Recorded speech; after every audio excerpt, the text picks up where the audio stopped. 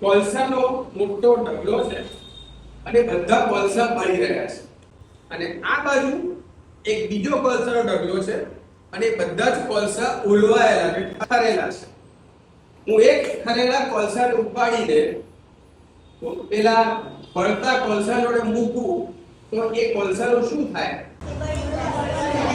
એ બળવા માટે એકદમ બરાબર છે. ઓકે, હવે આ બળતા કોલસામાંથી એકને ઉચકી અને પેલા ઠંડા કોલસામાં મૂકું તો ધીમે ધીમે શું થાય? એક જ કોલસો બધાને પાડવા મળે ને એ પણ ઠરી જાય. હવે તમે શાંતિથી વિચારજો કે એક બાજુ બહુ જ બધા પોઝિટિવ અને એક્સાઇટેડ છોકરાઓ, એક બાજુ બહુ બધા નેગેટિવ, તોફાની, હકારાત્મક સપનાઓ નથી એવા બધા છોકરાઓ છે. તો અહીંયા જેની પાસે મોટા સપના છે, પોઝિટિવ છે એવું એક છોકરું જો આધા સંગાતમાં જતું રહે તો એ કેવું થઈ જાય? નેગેટિવ થઈ જાય, આગળ ના વધે, દુઃખી થાય. પણ એક અહીંયાથી અહીંયા જતું રહે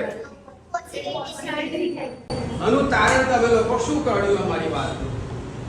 કેવા મિત્રો રાખવાના? સારાનો મતલબ શું?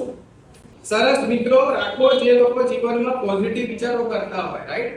જેના સપના મોટા હોય, જેની ભાષા સારી હોય, જે ચોખ્ખા રહેતા હોય, જે તમને પ્રોત્સાહન આપતા હોય, જે લોકો અપશબ્દ ના બોલતા હોય, જેને કુટેવો ના હોય, જેને શોખ સારા હોય.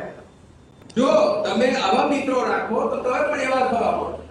પણ જો તમે આવા મિત્રો રાખો તો તમે બરાબર, રાઈટ? જીવનમાં આગળ ન વધવાની શક્યતા વધી જાય.